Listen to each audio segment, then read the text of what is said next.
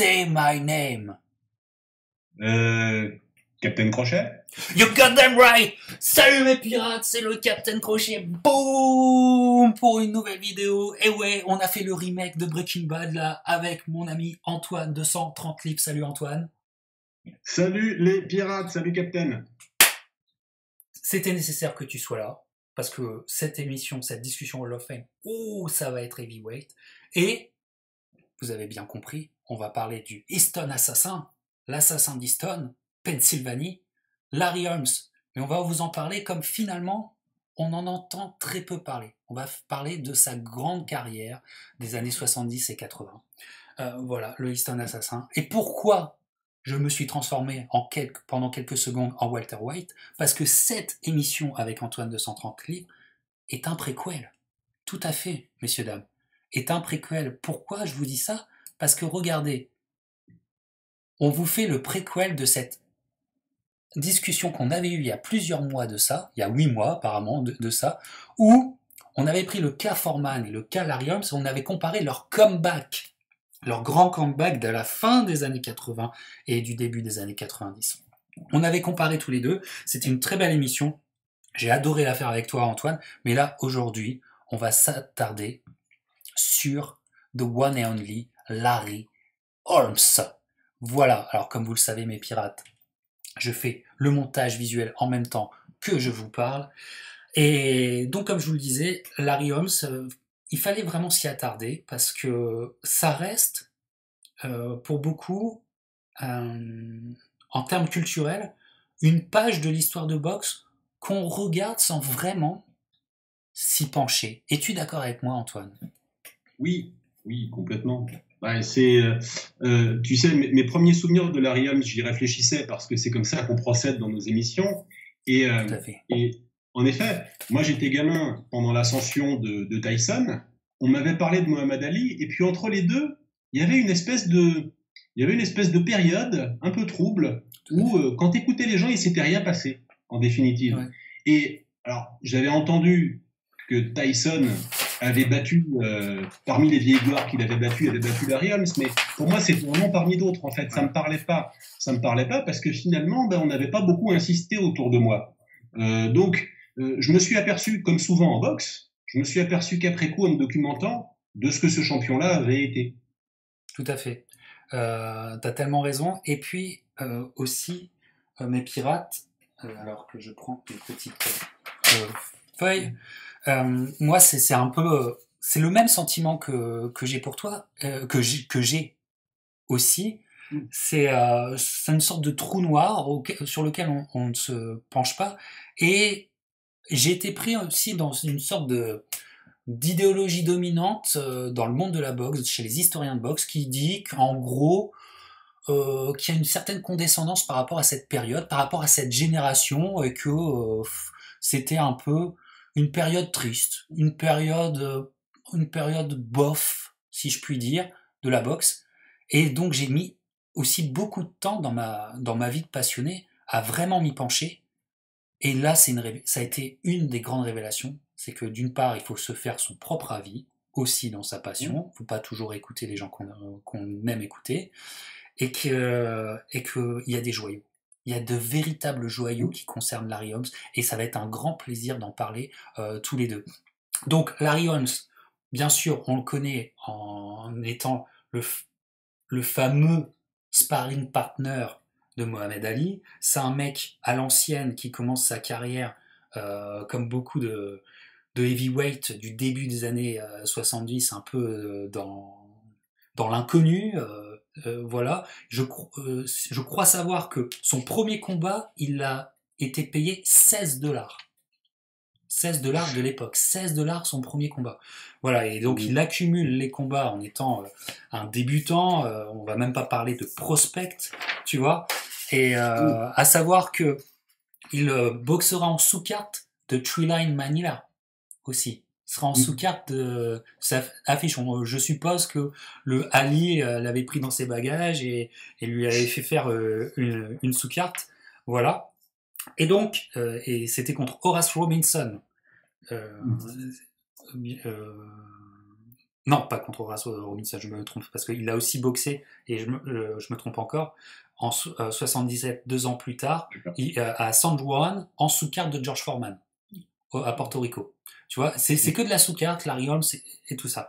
Mais ça grandit, c'est KO sur KO, il y a très peu de décisions, il y a déjà une boxe d'assassin, son surnom vient de là. Et puis, Antoine, on va arriver sur vraiment le premier moment extrêmement important, le premier grand break de Larry Holmes, c'est le combat à ne pas perdre pour avoir sa chance mondiale juste après. Et pour moi, on est dans de la grande légende. C'est celui-là. C'est contre Ernie Shaver.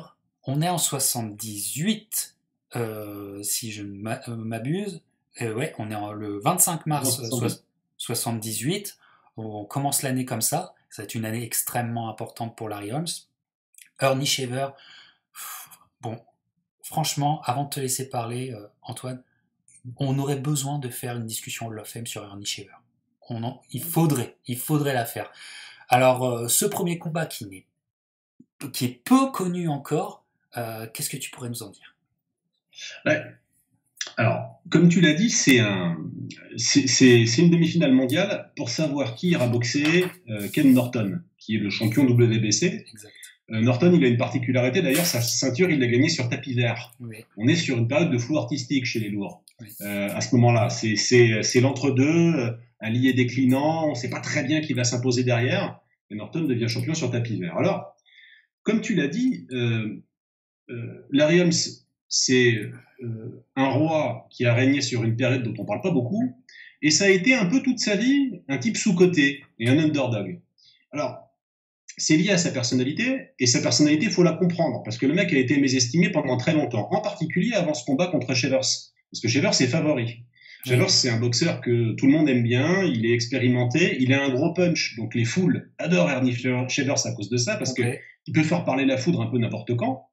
Et il est opposé à ce Larry Holmes, qui est invaincu en professionnel, qui a fait ses classes, qui est un ancien sparring partner de Shavers, mais aussi, comme tu l'as dit, de Ali, mais aussi de Jimmy Young, mais aussi de Joe Frazier. Donc il a bien appris son métier, dans l'ombre, mais il a bien appris son métier. C'est un type à la dure, il a gagné une poignée de dollars à son premier combat pro. On pourrait rajouter que c'est un gars qui a arrêté en classe de 5e l'école pour aller laver des voitures, ramasser des poubelles, aider sa mère. Donc c'est un mec à l'ancienne, c'est un peu Marvin Hagler, c'est une enfance pas évidente, c'est un gars qui s'est construit dans un contexte vraiment dur.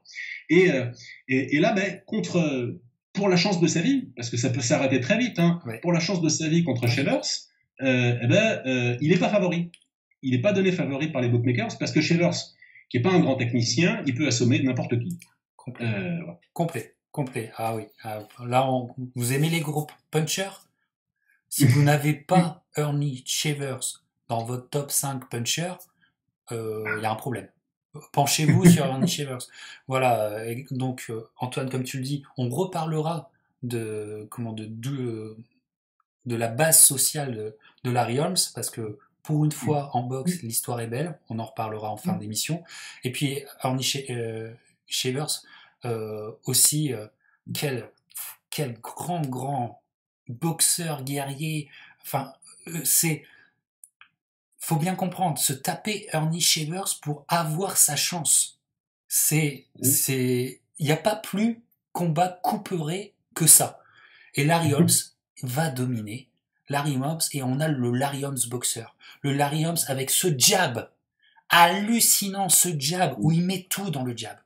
Il met tout. C'est pas un jab qui donne pour mettre la distance. Non. C'est un jab qui fait mal. C'est un jab il a un rythme de bras qui est comme ça et tout. Ça bouge mieux qu'on ne le croit. Et, enfin, bref. C'est un combat magnifique. Et si je me souviens bien, il y a une grosse accélération d'ailleurs de Larry Holmes en fin de combat, où il fait mal à Ernie Shavers. Comme peut-être Ernie n'a jamais eu mal jusqu'à là en 78. Vraiment. Disons qu'il fait la démonstration de sa supériorité technique absolue sur un mec comme Shavers. C'est-à-dire qu'on le voit on le voit se déplacer. Holmes, c'était beaucoup les jambes. C'est-à-dire qu'il n'avait pas les mains très hautes. Il se défendait beaucoup par son mouvement, par son intelligence. Il bougeait correctement la tête pour un poids lourd et il avait d'excellentes jambes.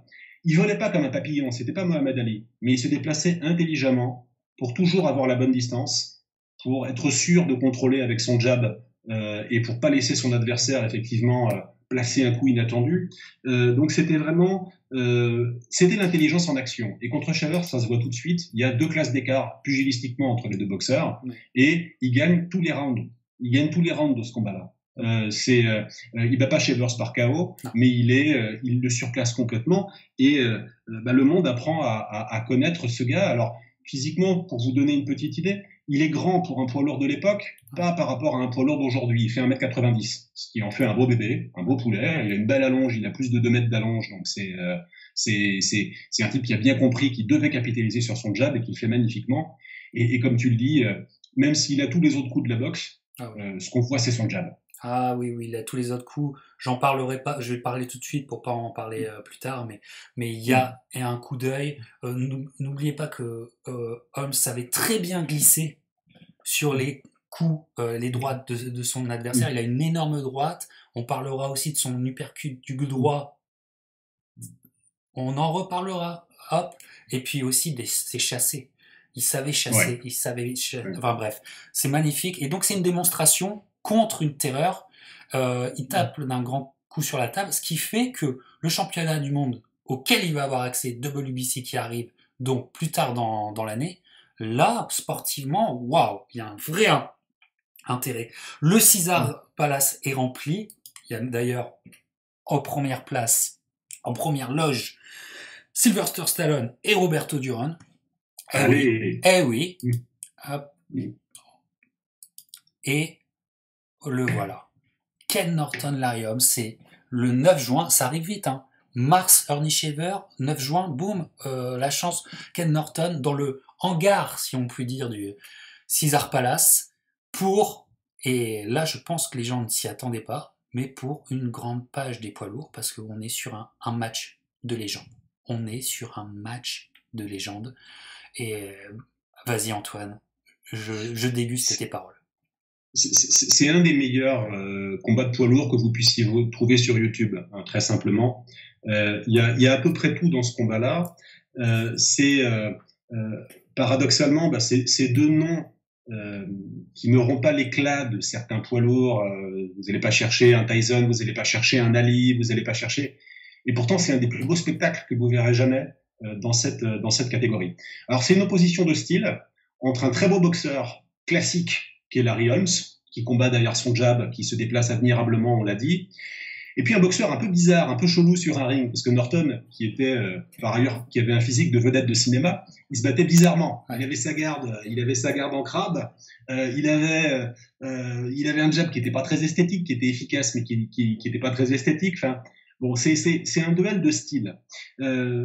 Holmes démarre mieux que Norton, construit son avance en début de combat, remporte les premiers rounds, et puis petit à petit, Norton, qui, ne l'oublions pas, avait posé tous les problèmes du monde à Mohamed Ali, et je vous invite à regarder les combats entre Norton et Ali, qui sont tous passionnants, parce que Norton est un grand cocu de l'histoire, hein, avec un peu plus les juges avec lui, il aurait droit à une considération supérieure à celle qu'il a.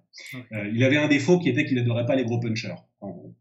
Et le combat devient intéressant, encore plus intéressant quand Holmes commence un peu à fatiguer en milieu de combat. Là, ça devient très serré. C'est à toi, à moi. Rendez-vous compte, on est sur des combats en 15 rounds, parce qu'il y a ça aussi qui compte là-dedans. Et quand on arrive au commencement du 15e round, il y a, selon les 3 juges, 7 rounds partout. C'est-à-dire qu'on ne sait pas. On ne sait pas, et effectivement, regardez ce combat, vous vous rendrez compte que c'est une réalité. Il n'y a pas de suspicion, de pipotage ou pas aux caisses. On est vraiment sur un combat serré comme un poing. Et ce dernier round, il est magique. Parce que non seulement on a droit à un combat magique, mais ils ont gardé le meilleur pour la fin. Alors je spoil pas tout. Il faut retenir quand même le résultat parce qu'on fait cette émission Hall of Fame. Donc ça veut dire que c'est la rampe de lancement de la carrière de Larry Holmes. Et c'est là qu'il remporte le titre. Il remporte 2 juges à 1, le 15e round, qui est un round de légende. Alors, regardez-le, repassez-le vous. On pourrait écrire des textes sur ce round-là, simplement, c'est le sacre d'un champion. Donc, qui prend pas forcément la lumière de base, qui bat un mec Norton qui était champion du monde sans avoir remporté le championnat du monde. Donc quelque part, on dirait si c'était un politicien, on dirait c'est un politicien pas très bien élu. Mais il faut voir la manière. Il faut voir la manière, il faut voir ce combat. Et ce combat, il est somptueux. Avec, si tu me le permets, encore cette idée de grosse accélération de Larry Holmes dans la dernière partie de combat. Dans les derniers rounds ou le dernier round, c'est quelque chose qui reviendra souvent dans sa carrière. Il était capable, et ça vous dit beaucoup, hein, on répète 15 rounds, une grosse accélération. Et voilà, et donc, Larry Holmes, là, c'est un gros... Enfin, les deux d'ailleurs, mais ça rentre dans la légende, quoi. Ça rentre dans la légende, ne serait-ce qu'avec ce combat.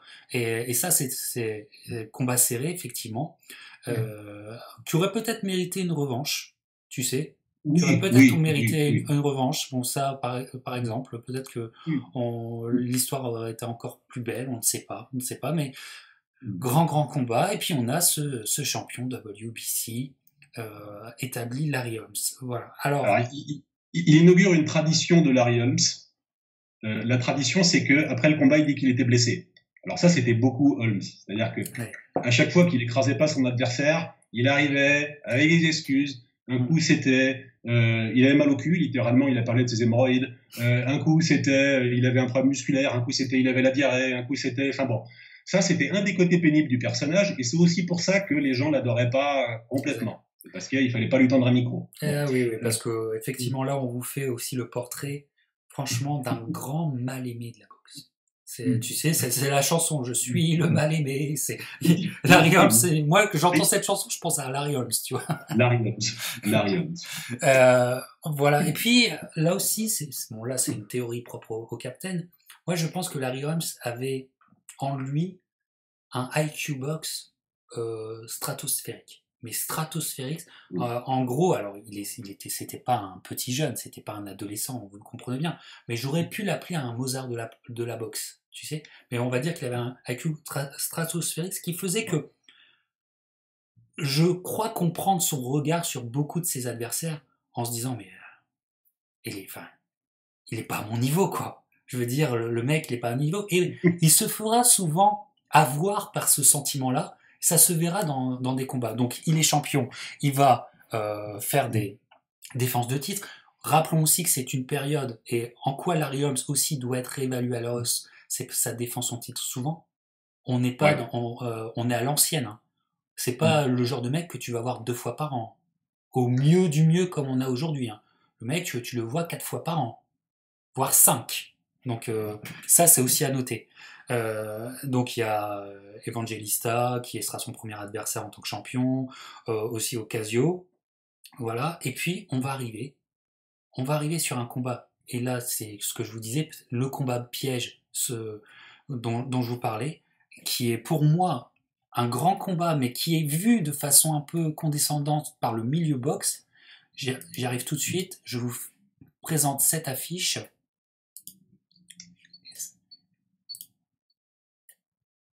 C'est contre Mike Hercules Weaver. Mike Weaver, qui était une figure du milieu boxe à ce moment-là, chez les lourds. Mike Weaver qui a un physique d'Apollon, un peu comme Ken Norton. Voilà. Et Mike Weaver, alors effectivement, en termes de pugilisme, Larry Holmes était largement devant, mais il se fait avoir, Larry Holmes. Il se fait bouger. On est au Madison Square Garden et il se fait bouger, Larry Holmes. On n'y croit pas, c'est un très beau combat à voir. Weaver, il met du cœur, il met du sien. Et puis, attention, parce qu'on est sur peut-être une mauvaise surprise qui est en train de s'écrire. Et puis, il y a les derniers rounds, comme je vous le disais. Et il y a alors là, je parle de mémoire, ce 11e round, où Larry Holmes est touché, va dans le coin, lui dit de venir, et en fait, à mes yeux, il avait préparé un de ses plus gros coups, l'uppercut du droit, qu'il place comme il faut. Mike Weaver, merci, bonsoir. Je vous mets tout de suite... après Mike Weaver, après l'uppercut, ça donne ça. Pam! Voilà. Et donc, Larry Holmes se sort d'une soirée compliquée. Est-ce que ça, c'est le genre de combat, Antoine, que je suppose peut-être tu connaissais pas tout de suite et que Oui. tu as eu du plaisir à te replonger dedans? Oui, c'est un combat où Ever à l'époque il a combattu je sais pas 25-30 fois, il a déjà 7-8 défaites. Donc c'est un gars Ouais. qui est pas vu comme étant une grosse menace. Il est contre un champion qui est invaincu, qui a toujours été plutôt sûr de lui sur un ring. Et en effet, voilà, c'est aussi des poids lourds. Hein. T'as un heavyweight, un type assez dense physiquement. Et d'ailleurs, si je me souviens bien de ce combat, Weaver exploite une des faiblesses de Holmes, qui n'avait pas beaucoup de faiblesses, mais qui en avait, c'est que Holmes est un champion qui aimait se battre à distance et à mi-distance, mais qui adorait pas se frotter. C'est pas un type qui adorait le clinch, c'est pas un type qui Non, le adorait clinch, ouais, peser sur son adversaire, une espèce de match de lutte que vous avez parfois en poids lourd. C'était pas ça, Holmes. c'est vrai. Et Weaver, lui, c'était une de ses armes, parce que c'était un type extrêmement trapu, rablé, costaud, etc. Donc il pouvait utiliser cet avantage-là. Et en effet,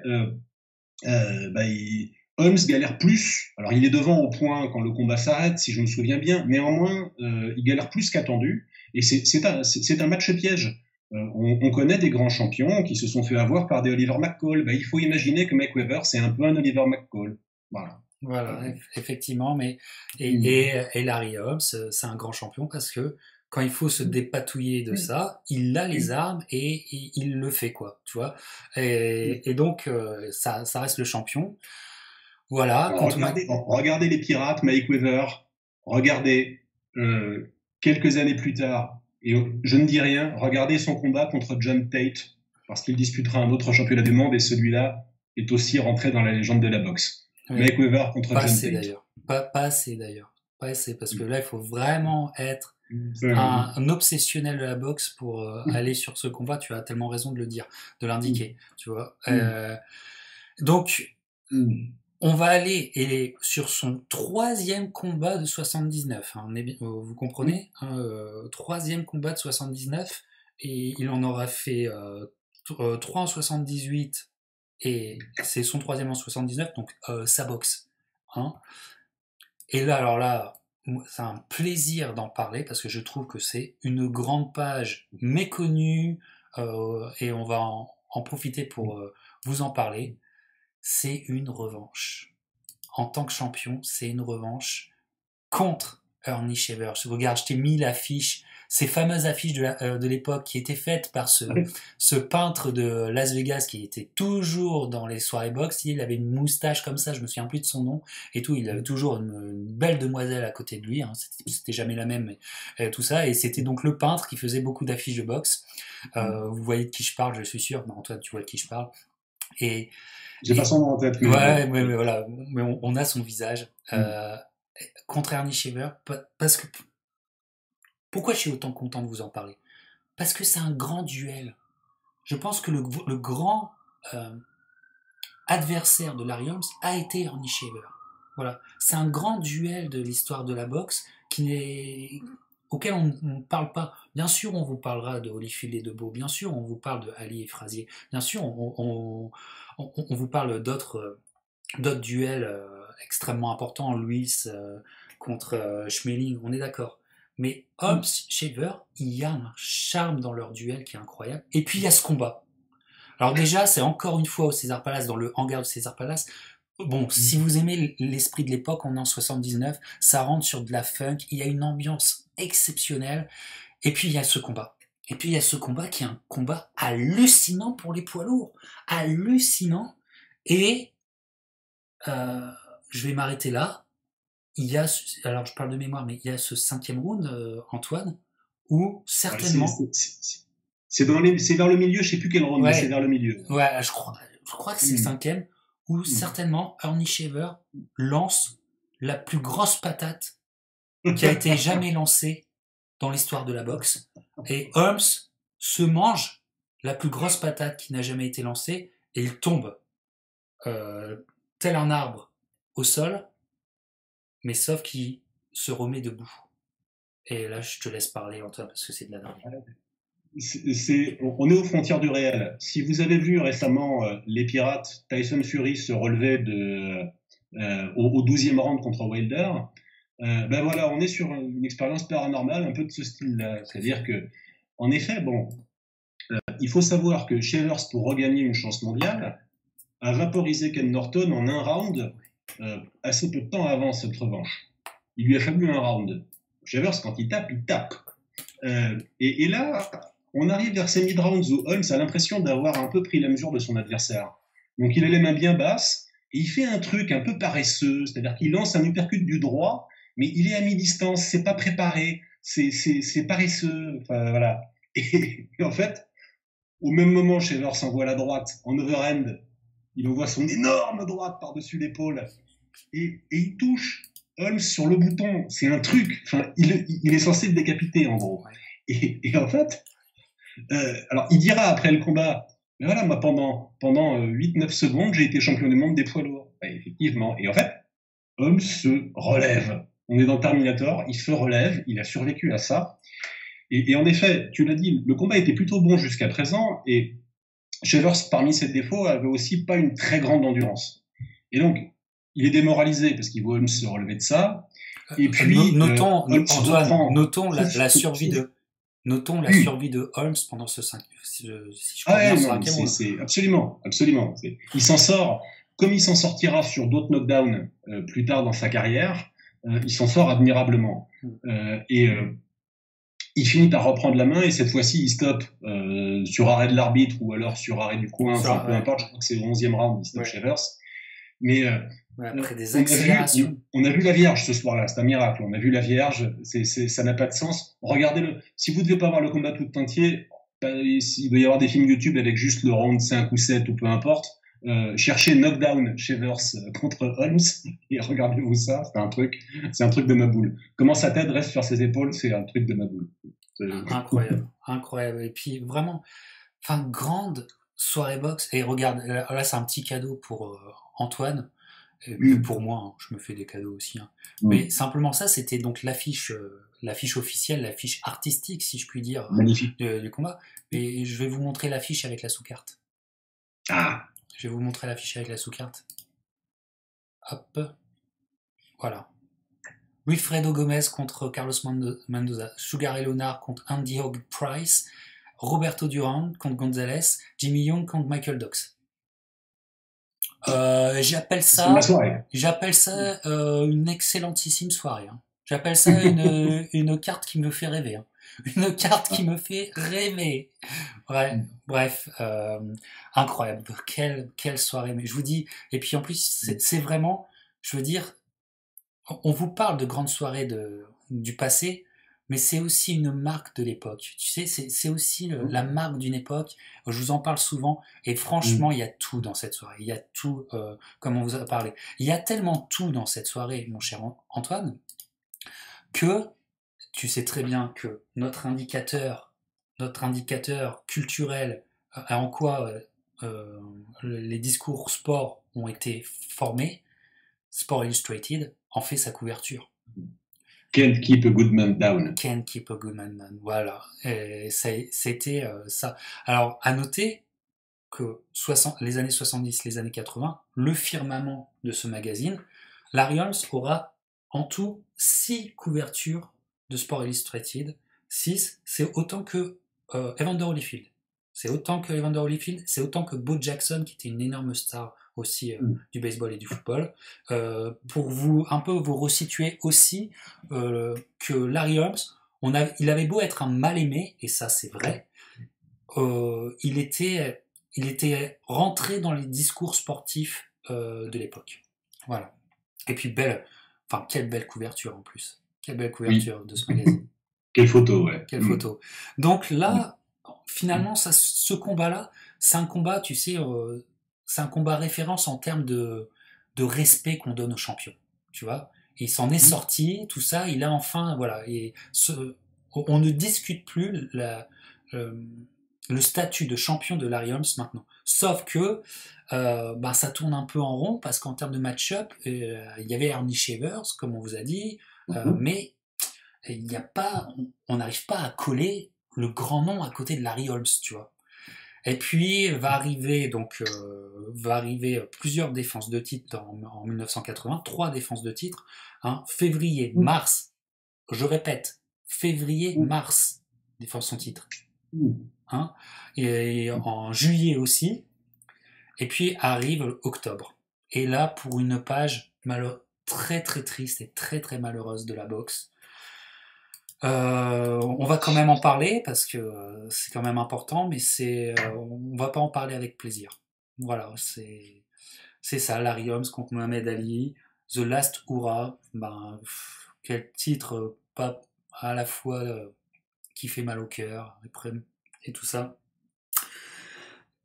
Mohamed Ali n'y est plus. Alors il y a des rumeurs qui disent qu'il était déjà médicamenté pour Parkinson à ce moment-là, ce qui est terrible à penser, tu vois. Et donc c'est un combat, mais d'une tristesse, même pour Larry Holmes, et c'est un cadeau empoisonné ce combat pour Larry Holmes, parce que ça va être terrible. On ne touche pas à l'idole, et c'est pas toucher à l'idole, c'est lui faire vraiment mal. C'est lui faire vraiment mal en sachant que Parkinson est là. Qu'est-ce que tu arriverais à en dire? C'est difficile, hein. Je sais, Antoine, c'est difficile. C'est à l'usage, à force de faire des émissions comme ça avec toi, c'est vrai qu'il y a toujours des moments dans la carrière d'un grand boxeur, il y a toujours des combats qu'on aime moins que d'autres. Il y a toujours un moment ou un autre, le combat qui va pas, quoi. Ouais. Et le combat qui va pas dans la carrière de Larry Holmes, c'est son combat contre Ali. À l'époque, déjà, ça fait quelques années que Ali prend des coups. Sur le ring, il prend des coups. Parfois, il s'en sort un peu comme Houdini. Il finit par, contre Ken Norton, la revanche contre Leon Spinks, il finit par, voilà, parfois il s'en sort. On ne sait trop comment, mais contre Holmes, la poudre aux yeux, c'est pas possible. Il est contre un jeune champion qui est dans la plénitude de ses moyens, qui connaît parfaitement Ali, qui a l'IQ box dont tu parlais. C'est pas possible de surprendre Holmes, c'est pas possible. Il est trop fort. Et le début du combat est extrêmement touchant parce que au début du combat, avant le premier coup de gong, on voit que Ali essaye de jouer sur ce qui lui reste, c'est-à-dire qu'il chambre, il essaye de haranguer la foule, et il a l'air d'y croire d'ailleurs, c'est presque touchant, c'est pathétique. Et au fond, alors même il fait mine de se ruer sur Holmes avant le premier coup de gong, c'est son entraîneur qui le retient. Enfin, il y a une espèce de sketch en fait un peu pathétique. Ouais. Et dès que le round commence, c'est un drame parce qu'il en prend vraiment beaucoup dans la gueule. Et vous infligez pas ce combat. Retenez que ça s'arrête au round 10 parce que c'est Angelo Dundee qui décide d'arrêter les frais. Ali, il serait retourné pour info. Ouais. Il serait retourné. Il aurait fini trépané sur le ring. Il serait retourné, ce qui veut beaucoup dire de son état d'esprit de l'époque. Mais c'est pas la peine de s'infliger ça. Non. Vraiment, c'est des images qui font beaucoup de peine. Et comme tu l'as dit, Captain, Holmes, qui déjà à la base était pas un type flamboyant, pas très aimé, qui avait battu pour gagner sa ceinture un mec qui lui-même avait gagné sur tapis vert. Ben, là encore, ça participe pas de sa légende, ça le fait pas aimer les foules.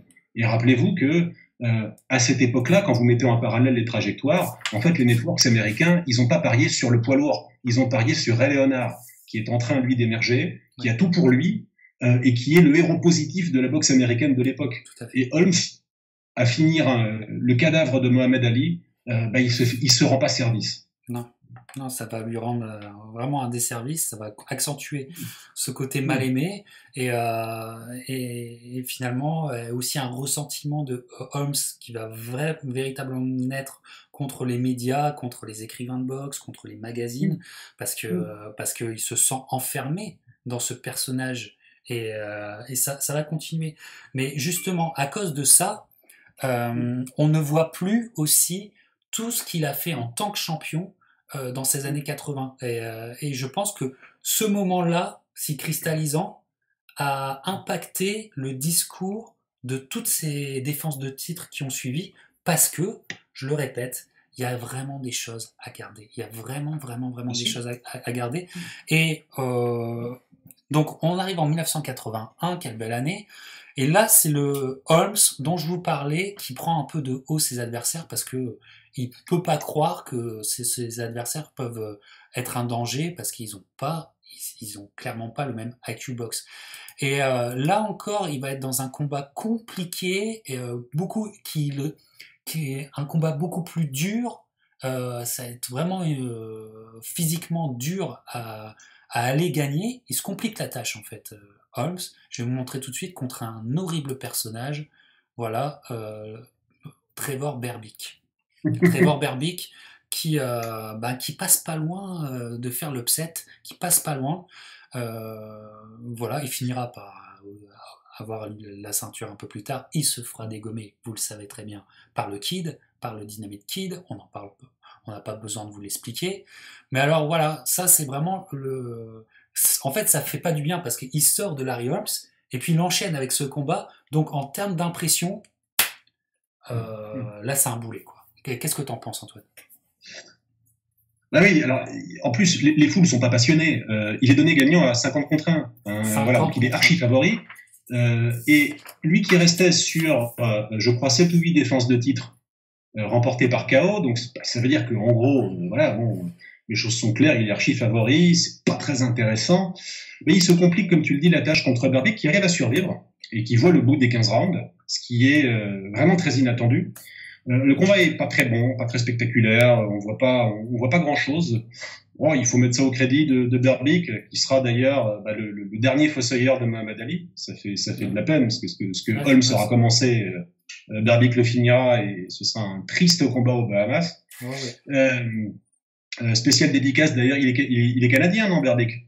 Bah oui, c'est un Jamaïcain qui a émigré. Un des champions du monde des lourds canadiens. Ouais. Mais on s'en passerait parce que c'était un horrible personnage. C'est un horrible personnage, vraiment. On peut le dire, une grosse ordure.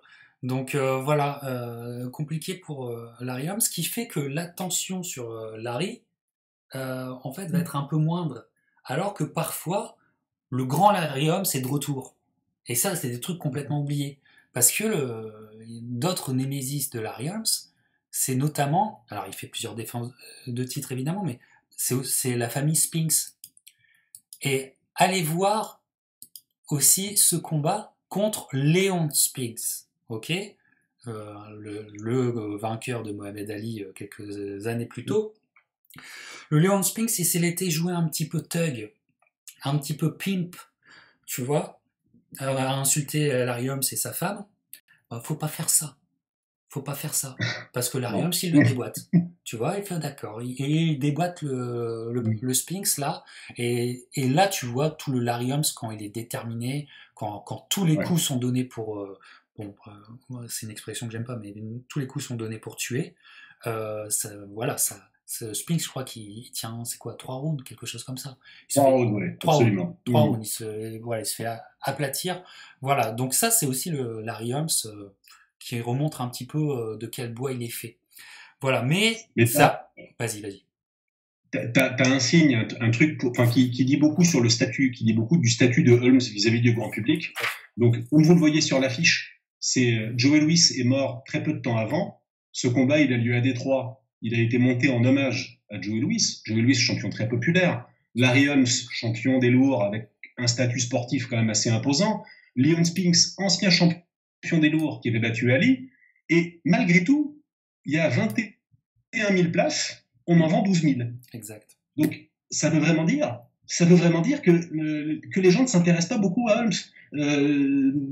Des poids lourds de bien moindre valeur ont rempli des salles contre des gars qui n'avaient pas la valeur de Léon Spinks non plus. Donc, ça veut dire beaucoup. Rappelons aussi, alors, à l'époque, et on en parlera très peu de temps après, mais on commence à faire germer dans l'esprit du public américain l'idée d'une confrontation contre Jerry Cooney. Et ça donne une fin de retransmission surréaliste avec un premier accrochage en direct à la télévision entre Larry Holmes et Jerry Cooney. Je rentre pas dans le détail, on va en parler, je pense, Captain, au moment de... On va en parler tout de suite, parce que ça arrive tout de suite, c'est vrai, voilà, parce que Jerry Cooney, en 81, si je ne m'abuse, et justement peut-être à la même date, parce que lui, il est au Madison Square Garden, Jerry Cooney tape vraiment du poing sur la table, en arrêtant, à mes yeux, la carrière de Ken Norton, au premier round aussi. Voilà, Jerry Cooney qui fait enfin, c'est destructeur, quoi. Donc, on fait, oh, voilà. Et donc, c'était inévitable. Et puis, il y a surtout Dom King qui est derrière ça. C'était inévitable. Cooney, on avait enfin l'adversaire pour faire, comment dire, pour faire parler les foules. Alors, encore une fois, on vous explique que Larry Holmes c'est le grand mal-aimé de la boxe, mais ça, comment, il y a des moments de sa carrière qui n'ont jamais aidé le combat contre Ali, on vous en parlait, mais là, on va pas remercier Don King. On va pas remercier Don King puisque ce combat, on est en 82, c'est un combat en termes de business, parce que regardez les chiffres et pensez qu'il y a de l'inflation entre 82 et aujourd'hui. C'est des chiffres astronomiques qu'ils vont réussir à faire. HBO va faire des chiffres astronomiques, le Caesar Palace va faire des chiffres astronomiques sur ça. Les places sont... Voilà. Donc, ce combat arrive le 15 mars, et il y a des relents... tu sais, c'est donc Cooney, c'est l'espoir blanc. Enfin bref, la question de la race, surtout aux États-Unis, est mise en avant par Don King pour vendre ce combat, qui n'hésite devant rien. Bref, ça ne pouvait pas aider le possible amour qu'on pouvait donner à Larry Holmes, tu vois, parce que ça ne pouvait pas aider, c'était trop agressif, la force de vente de ce combat est trop agressif, voilà, et surtout que les deux ont été prisonniers de ça. Jerry Cooney, c'était un mec à la cool, Larry Holmes aussi. D'ailleurs, regardez, il essaye d'être aussi classe avec Jerry Cooney, il n'était pas classe avec tous ses adversaires, hein, Larry Holmes. Bref. Le combat arrive, et puis là on voit qu'il y a une classe d'écart. C'est Larry Holmes, il y a une classe d'écart avec Jerry Cooney ne peut rien faire, et bien sûr se fait démonter, parce qu'en plus Larry Holmes, vu l'ambiance qu'il y avait, il était obligé de performer très fort. J'arrête de parler, je te laisse la parole, Antoine. Alors, tu as dit ce qu'il fallait dire de l'histoire de ce combat, c'est-à-dire ne remercions pas Don King. En gros, Don King, il veut faire du pognon. Il a un champion du monde qui est pas charismatique, c'est Holmes. Il a un grand espoir blanc dont tout l'art de Don King et des managers vont consister à le hyper. Parce que Cooney, alors il a 3 belles victoires. Il a battu Jimmy Young, il a battu Ron Lyle et il a battu Norton. Il les a tous les 3 massacrés. Mais ils étaient vieillissants. Et au fond, Cooney, qui a été blessé l'année qui a précédé le combat, en 2 ans, il a boxé 2 rounds. Il n'est pas très expérimenté. Il a une vingtaine de combats, mais il n'est pas très expérimenté. Donc effectivement, il y a un art du marketing derrière qu'il faut comprendre. C'est qu'on a réussi à vendre ce combat comme étant un combat équilibré, excitant, etc. Imaginez, et ça aura contribué à l'aigreur de Larry Holmes, que ce Jerry Cooney qui n'a pas de référence ou très peu, contre des mecs vieillissants, il touche la même bourse que Holmes. 10 millions de dollars les deux. Donc déjà, là encore, c'est un affront qu'on fait subir à Holmes qu'on n'aurait jamais infligé à un autre champion régnant. Pensez que au moment d'annoncer le combat, on annonce Holmes avant Cooney. Enfin, je veux dire, ce sont des choses qui ne se font pas. Et pour vendre le combat pendant toute la période qui a précédé, évidemment, tu l'as dit, Don King a joué la carte de la race en permanence, en évoquant la soi-disant inévitable question de la race, le fait que ça fait 22 ans qu'un blanc n'a pas été champion du monde des poids lourds, au point que le Ku Klux Klan commence à menacer Holmes. Il y aura des tireurs, il y aura des snipers du FBI dans les buildings tout autour du ring pour garantir la sécurité de la personne. Le combat sera un peu politisé. Ronald Reagan fera installer une ligne directe dans le vestiaire de Jerry Cooney pour l'appeler en cas de victoire en direct. Donc, l'Amérique perd la boule. T'as raison. L'Amérique perd la boule. Et comme quoi, en la faisant perdre la boule, on peut faire beaucoup d'argent. Ça, c'est très cynique. C'est très cynique. Et petit aparté politique sur Ronald Reagan. Selon moi, parce que je m'intéresse au personnage, selon moi, c'est sa plus grosse erreur politique de toute sa carrière. Comment il n'a pas compris que d'une part, tu mets pas ton téléphone dans un vestiaire, surtout celui de Jerry Cooney, tu le mettais normalement, tu aurais dû le mettre dans les 2 vestiaires. Et que même Larry Holmes, s'il était champion, tu aurais pu l'appeler aussi et le féliciter. Parce qu'il se passait, dans cette génération, comme tu le dis, c'est début des années 80, avec la figure de Sugar Ray, avec pas mal de choses qui se passent, il y a il y a quelque chose de positif enfin, il y a une avancée, on va dire, qui se passe. Et là, il donne l'image d'un président qui a rien capté, quoi. Qui a rien capté. Mais c'est terrible. Enfin, c'est incompréhensible qu'il ait été, enfin, qu'il a pas été aiguillé par des gens intelligents autour de lui de pas faire ça. Moi, c'est son erreur politique. Voilà, c'est une erreur de posture. Alors cela étant, comme tu l'as dit aussi, voilà, 32 000 billets vendus. Tout le gratin d'Hollywood est là, enfin toutes les stars que compte l'Amérique des années 80 sont là en bord de ring. C'est un événement culturel absolument considérable, mais dans une ambiance délétère. C'est très particulier. C'est très particulier comme dans l'histoire de la boxe. L'histoire de la boxe dit beaucoup de l'histoire des États-Unis, des combats avec des arrière-plans raciaux très importants. Il y a eu Jeffries contre Jack Johnson, bien entendu. Il y a eu Schmeling contre Lewis. Et il y a ce combat-là qui compte beaucoup et qui marque une espèce de tu l'as dit, les choses étaient en train de progresser, de s'améliorer. Et là, on a un rappel de ce que l'Amérique peut donner de moins bon sur ces questions-là. Voilà. Et sur le combat, oui, il y a une classe d'écart entre les deux combattants. Le mérite de Cooney est de faire preuve d'un certain courage. Il est envoyé très vite au tapis, au deuxième round, et il se remet très vite en train et il donne un combat à Holmes. Simplement, alors il finit par être arrêté au 13e round, si je dis pas de bêtises, et on s'apercevra, pour finir un peu, de ternir ce favoritisme vis-à-vis de Cooney un peu suspect. Quand on regarde les cartes des juges, il y a deux juges qui donnent 113-111 en faveur de Holmes, sauf que Cooney a pris 3 points de pénalité, donc ça veut dire que selon ces juges-là, Cooney aurait été en avance au point au 13e round au moment de l'arrêt, ce qui est absurde parce que Holmes menait dans ce combat. Il menait, Cooney gagne quelques rounds, mais Holmes menait. Donc ça achève de donner une espèce de rancœur, là encore, à Holmes, qui a été maltraité pendant toute la préparation et s'aperçoit, alors qu'il a gagné le combat, qu'il aurait pu se faire enfler. Enfin, qu'en gros, le dispositif était en place pour peut-être bien la lui faire à l'envers, si l'arbitre n'avait pas retiré 3 points à Cooney pour des coups bas, des accrochages. Enfin bon, j'ai plus les exactes raisons en tête. Voilà. Ouais, et ce que tu dis est très vrai parce que voilà, comment dire, ce dont s'aperçoit de plus en plus Larry Holmes, ça rejaillira sur son état d'esprit 3 ans plus tard, 85-86, et un fameux pétage de plomb, mais qui s'explique aussi par cette soirée de 82. Et regarde, tu parlais d'une ambiance délétère qui va toujours à l'encontre de Larry Holmes. Il faut bien comprendre, Sport Illustrated lui accorde 6 couvertures, mais alors, dans l'histoire des couvertures de Sport Illustrated, celui qui a les titres les plus mesquins contre lui, c'est quand même Larry Holmes. Regardez, 3 petits points and still champion. Tu sais, il y a comme une déception. Tu sais, t'as même Sport Illustrated qui dit tu vois, bon, bah voilà, il est encore champion. Oui, à la rigueur, tu pourrais mettre un point d'exclamation. À la rigueur, ça ferait du bien, mais voilà. Et donc, tu comprends que sur l'état d'esprit ça joue forcément sur l'état d'esprit de Larry, quoi.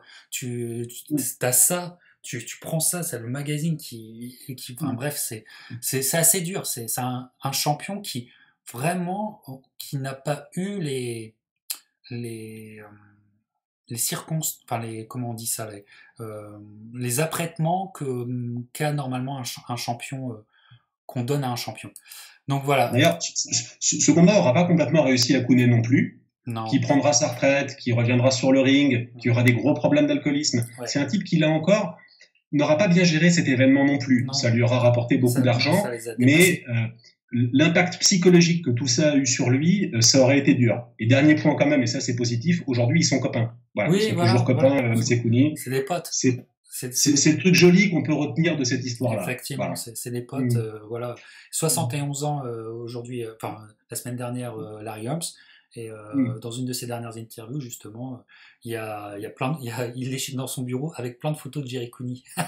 c'est marrant, tu vois, c'est marrant. Et donc là, il y a eu ce gros fight. Il retourne sur une succession de défenses de titres à la suite de ça. Il y a notamment une défense de titre contre Randall Cobb. Est-ce que tu sais de qui je parle, Antoine? Je sais que toi, tu sais. Tu sais.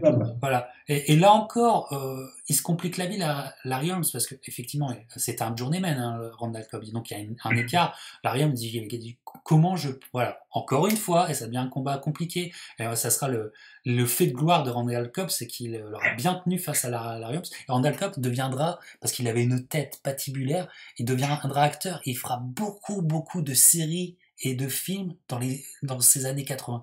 C'est une figure. Arizona Junior. Il y a Arizona Junior, je crois qu'il est dans des séries. Il y a des films, mais il y a plein de films. Je crois qu'il y a aussi un film avec Eddie Murphy où il est dedans. Enfin bref, vous le retrouvez souvent. C'est une figure, tu sais, c'est genre un des seconds rôles, des têtes que vous reconnaissez. Randall Cobb, malheureusement je l'ai pas mis dans mon système, mais pour vous dire. Et puis après Randall Cobb, alors la petite parenthèse française, c'est Lucien Rodriguez qui aura sa chance contre Larry Holmes. Et là, c'est Larry Holmes qui retourne en Pennsylvanie. Alors la petite anecdote, c'est à Scranton, Pennsylvanie. Moi, ça me fait toujours délirer parce que Scranton, on parlait de séries avec Breaking Bad, mais une autre série que j'adore, c'est The Office. Et The Office se passe à Scranton, Pennsylvanie, donc ça me fait délirer. Donc, voilà. Bon, tu te souviens de ça, Antoine? Ouais, c'est...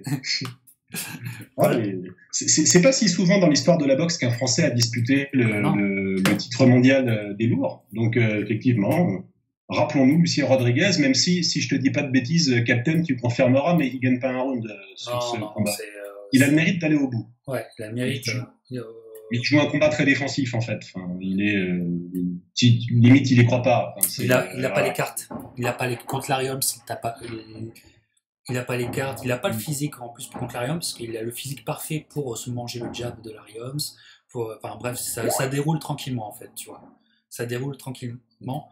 Dans les anecdotes pour finir sur Randall Cobb, parce que le personnage est vachement sympathique. Ouais. Alors, la légende veut qu'il ait dit plein de trucs très marrants le soir de sa défaite contre Holmes. Oui, vous pouvez retrouver ça, tout à fait. Quand il avait la gueule en chou-fleur, l'arbitre lui dit à un moment donné, mais vous êtes sûr que ça va? Où est-ce que vous êtes? Il s'assure au début d'un round, il lui demande si c'est où il est, et le mec répond je suis à Houston, Texas, et je me fais botter le cul par Larry Holmes. Et ça, c'est quand même assez mythique.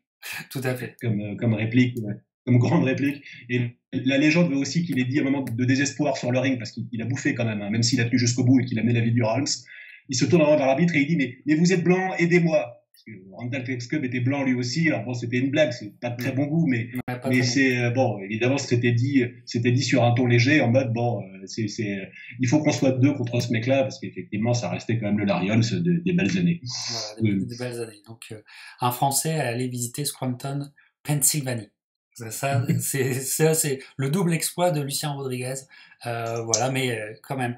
Et d'ailleurs, de toute façon, le fait que Larry Holmes soit un mal-aimé, ce qui fait que quand même cette chance mondiale d'un Français a pas été vue à sa juste mesure en fait, voilà, parce qu'il a quand même affronté un grand champion. Voilà, puis on est aussi dans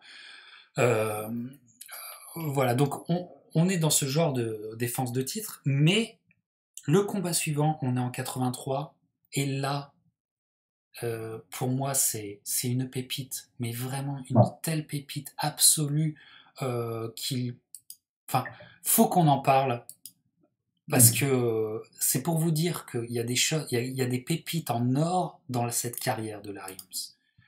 Contre un homme, encore une fois, regarde, Holmes contre Witherspoon, il y avait Dox contre Wader en sous-carte. C'était une grosse affiche poids lourd, c'était que des poids lourds d'ailleurs dans cette affiche. Et puis, simplement, on va parler de Tim Witherspoon, parce que à mes yeux, excuse-moi, je fais le montage en même temps que je te parle, c'est pas facile. Regarde, cet homme mériterait aussi une discussion Hall of Fame.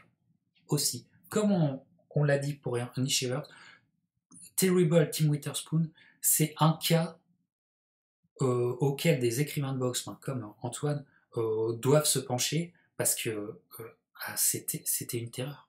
C'était une terreur. Et c'était un mec dont tout le boxing business a toujours fait pour éviter.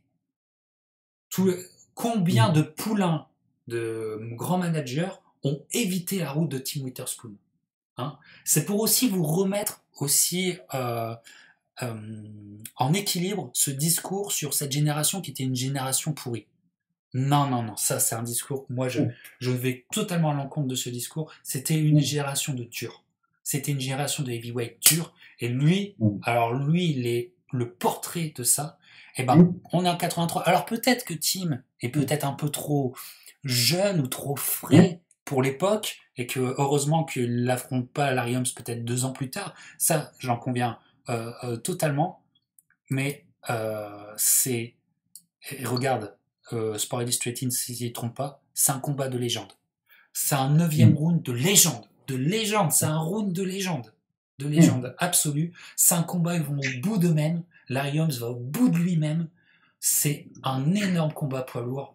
Antoine, qu'est-ce que tu peux me dire?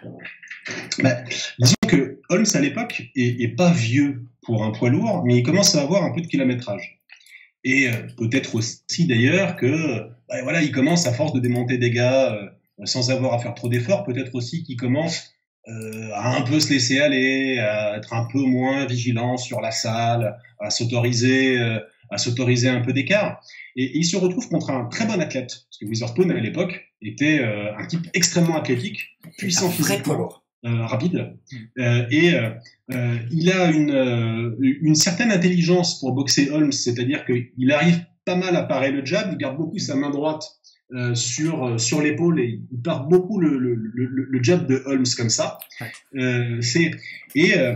Il fonctionne intelligemment, c'est-à-dire que entre 2 jabs, il arrive à casser la distance, à rentrer et à donner un jab plus rapide que celui de Holmes, donc à le déranger, à le faire reculer, à l'envoyer dans les cordes.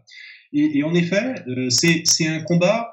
Alors, il y a une carte bizarre, je crois, justement, mais parce que ça, c'est le boxing business. Hein. Il me semble qu'il y a une carte très curieuse qui doit donner 118 à Holmes. Peut-être que je confonds avec un autre combat, mais peu importe.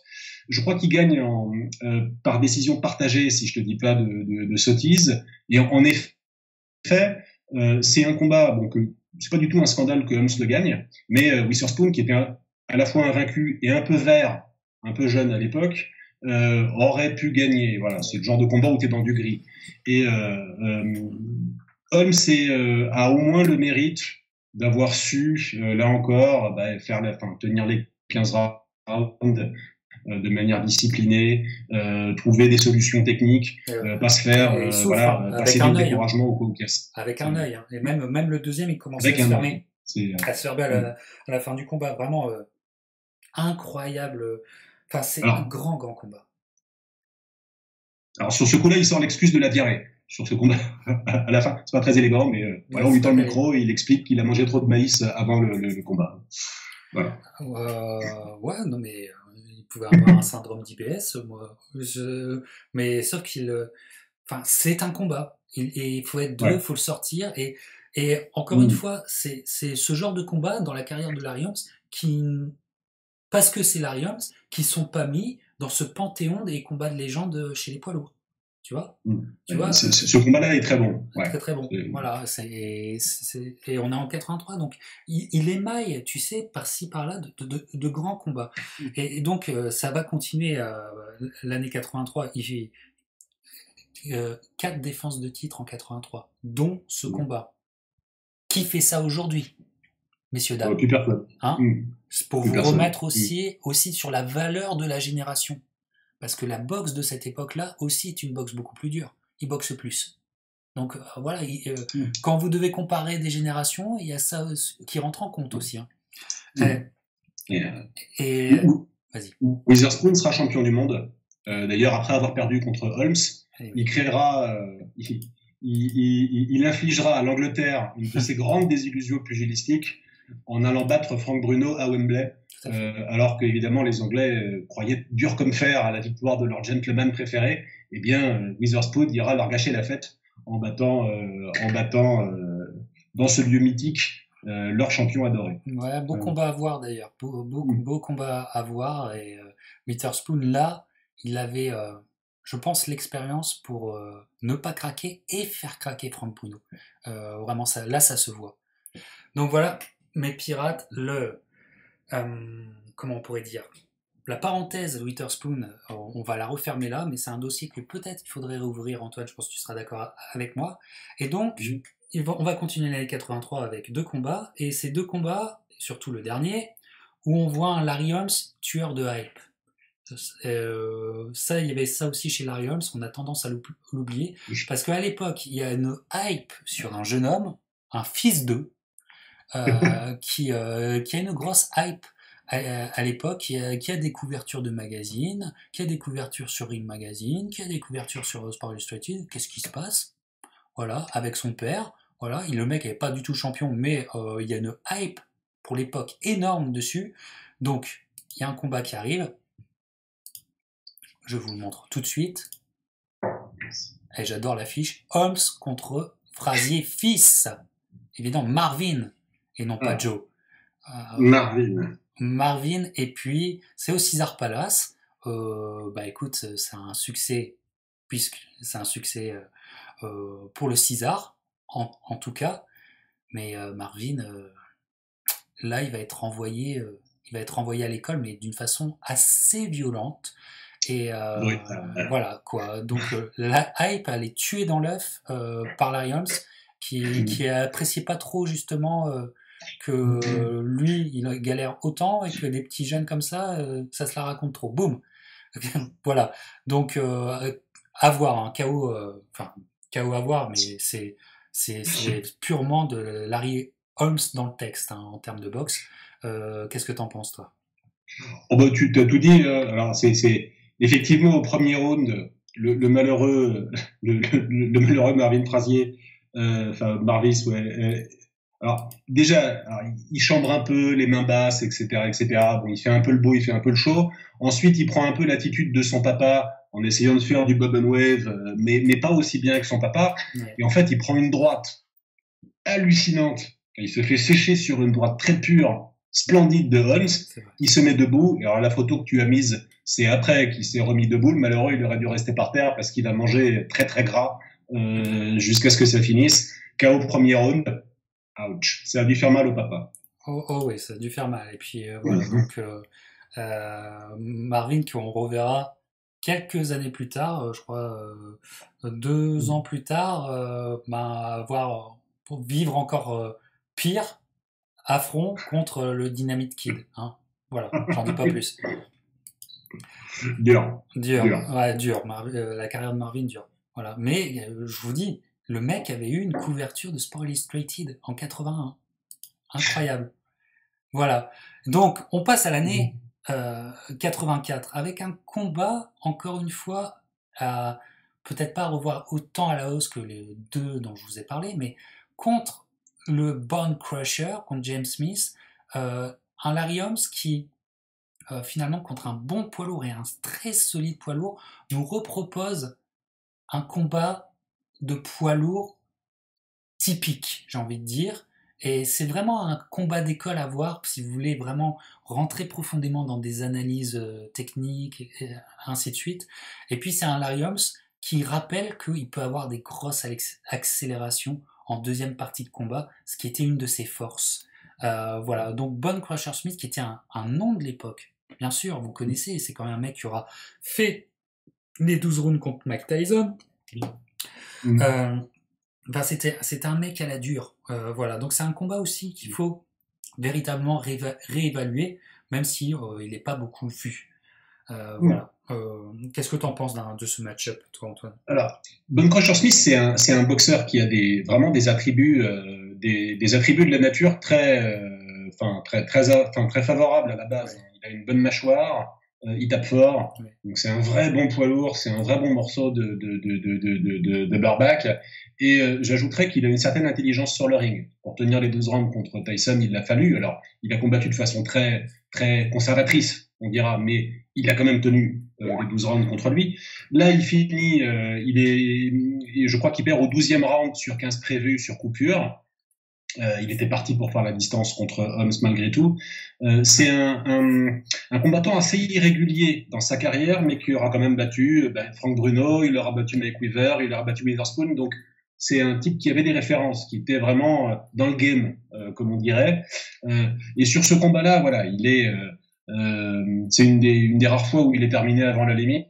Et objectivement, ça compte pour une bonne victoire. Si tu as dit dès le début, et c'est toujours un peu la question avec Holmes, qu'on a tendance à sous-estimer son palmarès, cette victoire-là doit compter dans les bonnes. Voilà, c'est pas un chauffeur de taxi, il a battu un vrai bon poids lourd et c'est une de ses, chronologiquement, avant ce que j'appellerais sa deuxième carrière, c'est une de ses dernières belles victoires. Voilà. Effectivement, c'est une de ses dernières belles victoires, effectivement, parce que en plus, là, à la différence de tout le reste de sa carrière, on est en 84, c'est son seul combat de 84. Son seul combat. D'ailleurs, je crois qu'il n'a plus la ceinture WBC, la IBF, qui vient d'être inventée en 83. Il a choisi l'IBF. Il a choisi l'IBF, donc voilà, un petit tour de passe-passe à l'époque, l'IBF qui commence et qui valorise que les boxeurs américains. Voilà, donc il y a ça aussi, une boxe donc qu'une fois en 84, ce qui est véritablement, au vu de sa carrière, étonnant. Voilà. Ouais, pour lui, c'est pas banal, ouais. C'est pas banal. C'est pas banal. Et je crois que l'excuse des hémorroïdes, il la sort à ce combat-là. Ah oui. C'est pas très élégant, mais c'est vrai. Ah ouais. Ah, c'est Larry Holmes. C'est Larry Holmes. Moi, j'aime son humour. Peut-être c'était. Et donc le fait qu'il boxe qu'une fois en 84 peut-être peut expliquer l'année 85. L'année 85 aussi, bon, il prend le titre en 78, doit-on le rappeler. Les gros combats dont on vous a parlé en 78. Donc on est déjà sur 7 ans quand même. Hein. C'est pas rien. Hein. C'est pas rien voilà, une période de 7 ans où tu as un taulier, un champion. C'est pas rien. Je veux dire, je pense que là, les nouvelles générations ont eu cette habitude avec Klitschko qui est resté extrêmement longtemps et tout ça, mais c'est loin d'être anodin. C'est vraiment, c'est un tour de force de rester aussi longtemps au top. Et il y a cette année 85 qui est une année forcément où les choses, on va dire, se dérèglent. Il y a une première défense de titre en mars 85 contre Bay, mais c'est ça qui est fou, c'est que juste 2 mois plus tard, donc en mai 85, il redéfend encore son titre. Hein. C'est très très court, ça ne se fait plus ça.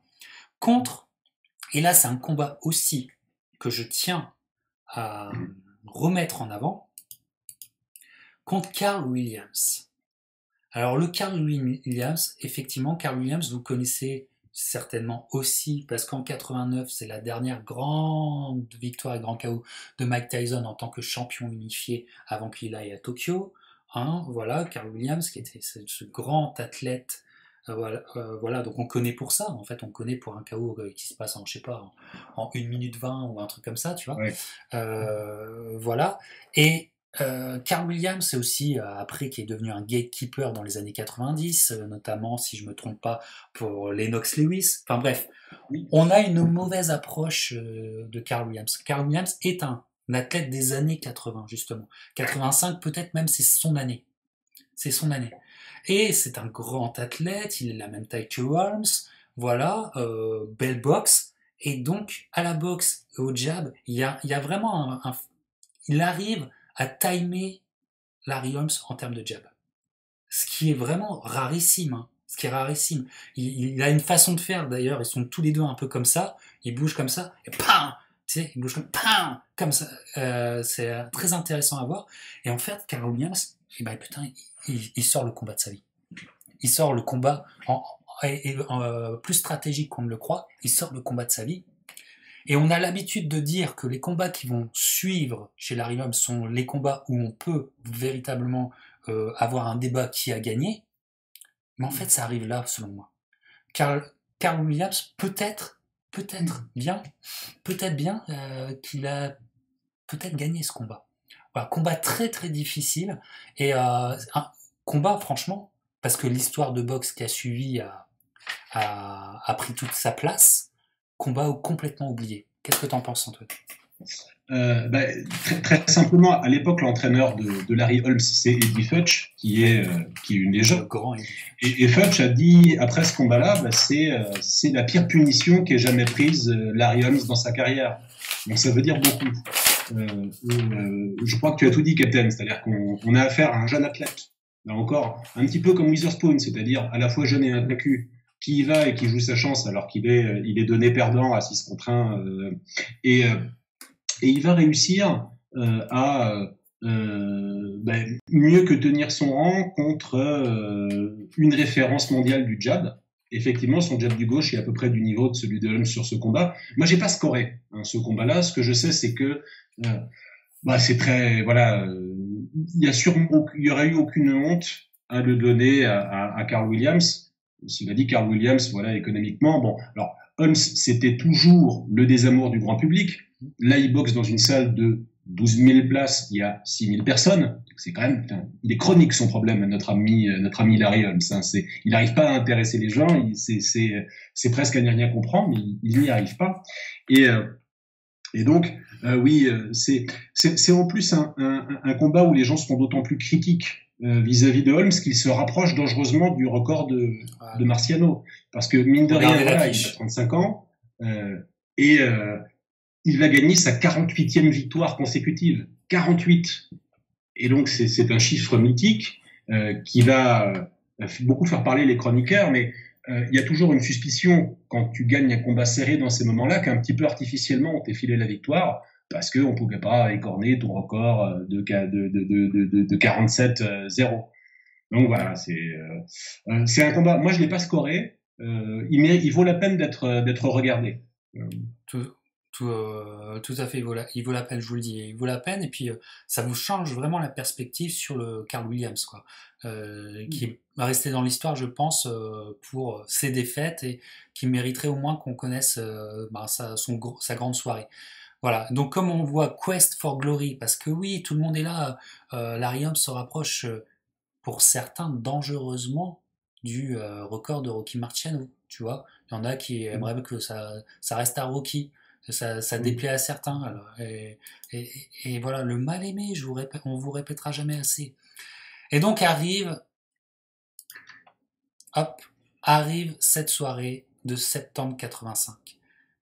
A September to Remember History. Voilà. Est-ce que Larry Holmes va justement dépasser ce que Rocky Marciano a fait contre Michael Spinks, grand champion chez les mi-lourds, qui monte chez les lourds pour défier Holmes, frère de Léon, qui s'est fait déboîter quelques années auparavant par notre cher Larry. Alors là, pour ce qui se passe en 85 et 86, Antoine, c'est toi qui prends la main, parce que tu me connais bien maintenant, et tu sais que j'ai de l'urticaire, et tu sais que moi, je suis tellement pro Holmes que j'ai beaucoup de mal avec ces deux... Oui, spoiler alerte, il va y avoir 2 combats. Alors, vas-y, mon cher Antoine. Eh bien, alors moi, je vais me faire l'avocat du diable. Donc, en l'occurrence, l'avocat de Michael Spinks. Je dis d'emblée que c'est 2 combats extrêmement disputés et passionnants tactiquement parlant. Voilà, ils ont ce grand mérite. C'est de la boxe intéressante. C'est pas de la boxe d'école, parce que Holmes, c'est de la boxe d'école, mais il affronte un type extrêmement atypique.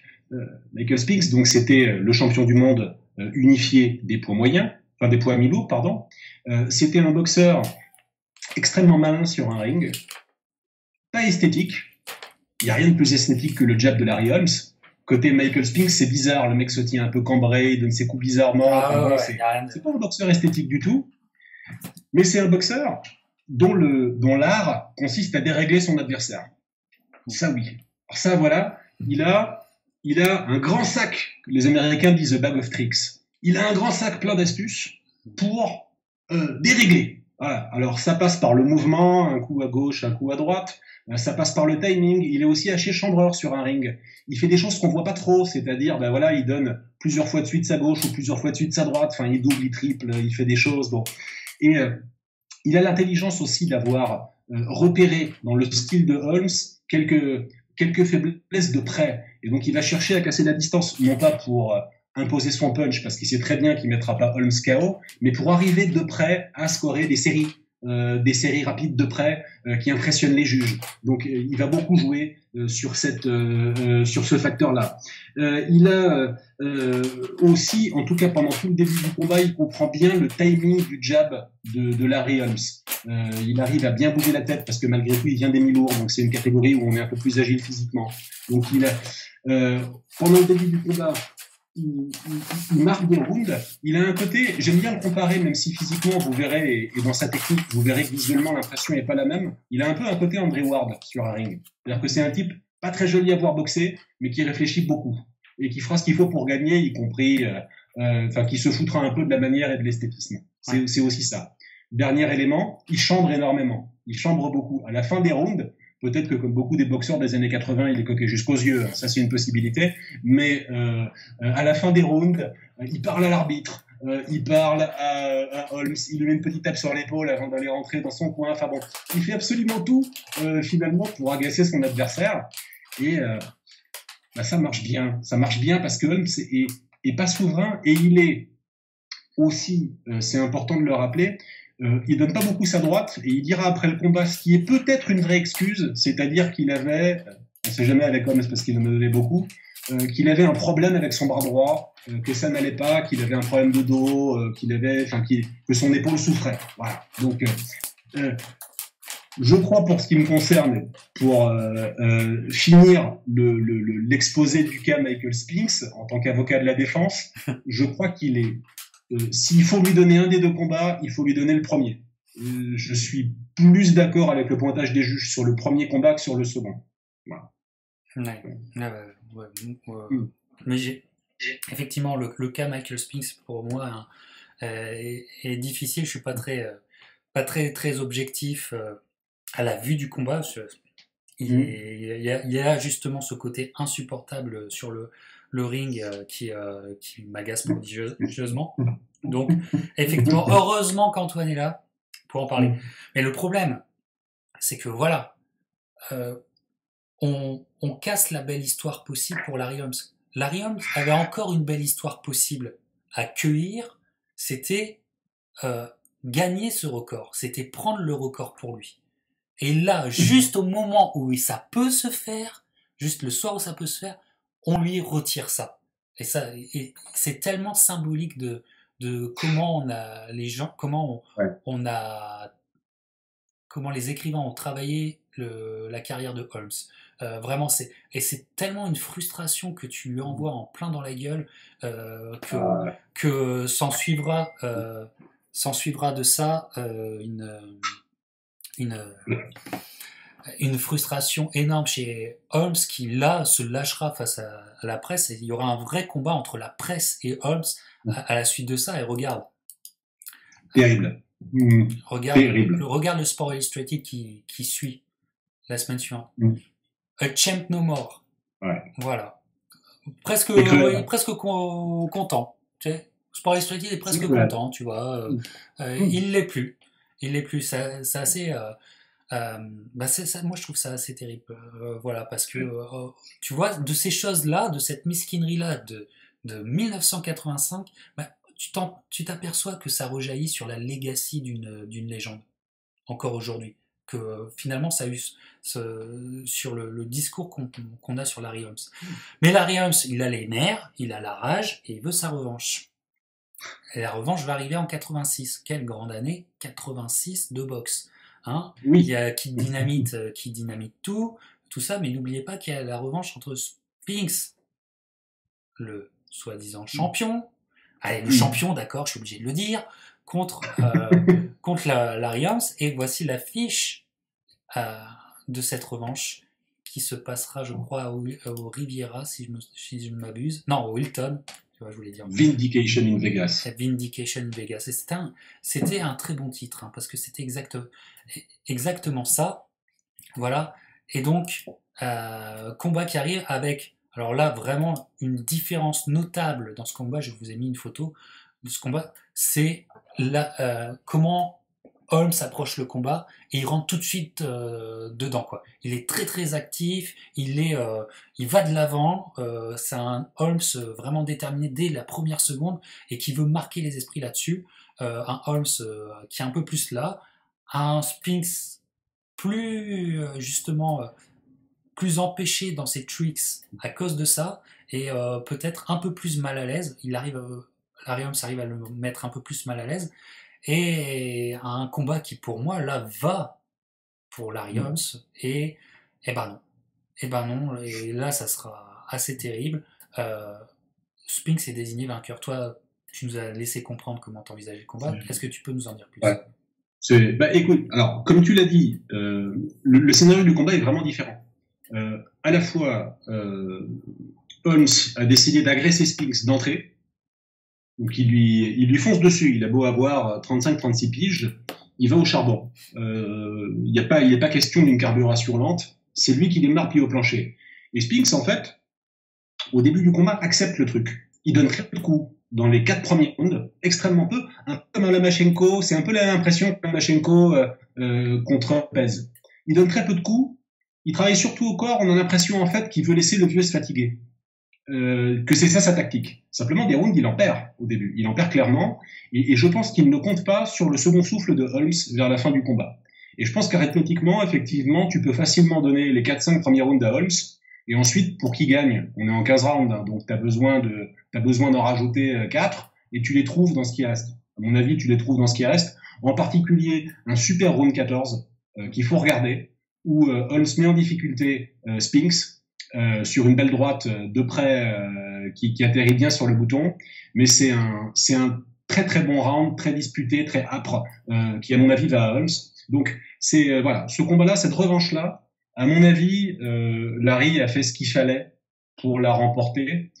Il la gagne pas. Ça va pas arranger ses relations avec la presse. Tu l'as dit. C'est-à-dire que la première fois, il a une tirade après sa première défaite qui est magnifique où tout le monde revient le gonfler avec Marciano à la fin du combat et il dit non mais attendez, Marciano c'était un jeune qui battait des vieux. Moi je suis un vieux qui me bat contre des jeunes. Techniquement, Marciano pourrait pas porter mon jockstrap. C'est pas très élégant là encore, mais c'est du Larry Holmes dans le texte. Et au deuxième combat, après l'annonce du résultat, il aura ces mots magnifiques vis-à-vis de la presse. Il dira, mais les juges peuvent m'embrasser là où le soleil ne brille jamais. On est sur HBO, donc je peux le dire, je parle de mon gros cul de noir. Voilà, il dit ça comme à la télévision, ce qui est... Bon. Ça montre son dépit. Sur le deuxième combat, je pense, plutôt justifié. Voilà. Ouais, plutôt justifié. Et puis voilà, un Larry qui émotionnellement craque, mais c'est bien compréhensible, puisque finalement... Moi, je trouve que la presse et les écrivains, la presse ont été des bullies vis-à-vis de Larry Holmes. Moi, je le trouve au vu de sa carrière, parce que n'oubliez pas aussi que après le combat contre Cooney, on lui tanne aussi l'esprit avec la retraite.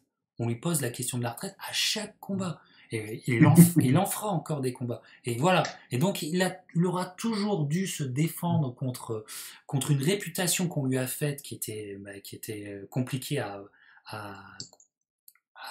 combattre. Et voilà. On vous a fait vraiment le portrait d'un Larry Holmes mal aimé qui va justement prendre sa retraite à ce moment-là par dépit. Et on sent que c'est le dépit qui lui fait prendre sa retraite là. Il est dépité de ce qui est fait, mais évidemment, messieurs dames, l'histoire n'est pas finie. L'histoire n'est pas finie, mais pour connaître la suite de l'histoire de Larry Holmes, allez revoir cette vidéo qui, effectivement, le lien sera dans la description, vous le savez bien, dans la playlist, où la suite de la carrière, on l'évoquera dans cette vidéo où on compare Foreman et Holmes, leur comeback respectif, et donc vous aurez la suite de l'histoire évidemment à faire si vous ne connaissez pas encore cette vidéo. Et oui, nous étions en plein prequel aujourd'hui, vidéo prequel, voilà. Donc Antoine, t'as compris que Larry Holmes, moi j'ai aimé beaucoup, et que ça fait partie de ces légendes. Plus j'ai vieilli, plus je l'ai apprécié, plus tu sais, plus j'ai maturé dans ma réflexion, dans ma passion, plus j'ai regardé différemment Larry Holmes pour en faire un boxeur que j'aime énormément. Donc vous avez ma conclusion. Mais toi, le grand Larry Holmes de 78 à 86, qu'est-ce que tu pourrais finalement nous en dire? C'est un des meilleurs. C'est un des meilleurs. Il n'y a pas de poids lourd parfait. Il n'y a pas de poids lourd parfait. Ils ont tous leurs qualités, leurs grandes qualités et leurs défauts. Holmes avait contre lui quelques limites dans le combat de près et dans le clinch qu'il n'adorait pas. En revanche, le jab, c'est le meilleur de l'histoire, avec celui d'Ali dans un style différent. Allez. L'intelligence du déplacement, c'est très fort. il avait un menton en acier trempé, quelque chose de sidérant, et des capacités de récupération en plus du menton, parce que il se relevait aussi relativement facilement. Comme tu l'as dit, c'était un bon IQ box. C'était un type qui savait gérer son endurance et qui savait laisser passer les orages quand il y en avait et en remettre un coup en fin de combat. Donc au final, je l'avais dit à la fin de la vidéo sur Lewis, pour moi, il y a des boxeurs qui auraient pu dominer à n'importe quelle époque. C'est le cas de Larry Holmes. Si tu mets Joe Louis et Ali un peu à part, parce que ce sont des mythes, derrière tu prends les Knox Lewis, George Foreman ou Larry Holmes, tu les mets à n'importe quelle époque, ils mettent la misère à la plupart des gars, parce que c'est des boxeurs d'exception. Je rapproche, et tu sais que dans ma bouche c'est positif, je rapproche un peu Holmes en termes de personnage de Marvin Hagler, c'est-à-dire une carrière très marquée par la frustration, des bosseurs pas très charismatiques qui ont dû toujours prouver plus, qui ont dû toujours, qui n'ont jamais été aimés comme ils auraient sûrement dû l'être, parce qu'ils n'avaient pas cette espèce de charisme, ce sourire qui passait bien à la caméra, etc. Mais c'est un des 5 plus grands poids lourds de l'histoire pour moi, sans grande discussion. Après, tu les classes un peu comme tu veux, ça dépend, c'est très subjectif, mais il est dans le premier groupe, quoi. Voilà. Tout à fait. Mais à la différence de Marvin Hagler, c'est que Marvin Hagler aura quand même réussi, parce qu'il était, et par aussi sa fin de carrière, à réussir à créer un culte de Marvin Hagler auprès des fans qui continue et qui continue encore et qui continuera encore, à la différence d'un Larry Holmes qui, à mes yeux, bizarrement, ne vit pas un culte autour de lui, alors que franchement, il le mériterait. Voilà, effectivement, merci encore Antoine pour ce bon moment qu'on a passé en parlant d'un homme qu'on aime énormément, Larry Holmes. Alors, j'ai quand même une question, Captain. Oui. J'ai une question. Parce que je sais pas si les pirates ont compris, je sais pas si les pirates ont vu, mais t'es plus près de l'écran que d'habitude. Ouais, j'ai mis les... Ouais. Je te vois en plus grand. J'ai vu passer un chat. Je te vois en plus grand. Alors, t'as quoi sur ton t-shirt là? Ah ben oui, mais oui, regarde, c'est le pull, c'est le t-shirt de la piraterie de la boxe. Regarde, c'est le pull. Je disais, je voyais pas ton t-shirt là. C'est ce qu'il faut mettre pour écouter une discussion Hall of Fame. Tu vois, tu t'habilles comme ça. Et oui, effectivement, voilà, bien sûr, la boutique, le lien est dans la description. Merci Antoine. Eh oui, bien sûr, voilà, tu sais que maintenant, ça je suis obligé de le porter à chaque fois que je te parle. Donc, voilà, mes pirates, effectivement, merci Antoine. Et puis, on se retrouve, mes pirates, pour de nouvelles aventures box dans très peu de temps. Et là, ça sera impérial. Pas vrai, Antoine? Ce sera impérial. Tout à fait. Merci à toi, Antoine. Allez lire 130 livres et on se rejoint pour d'autres aventures box. Bientôt. Boum!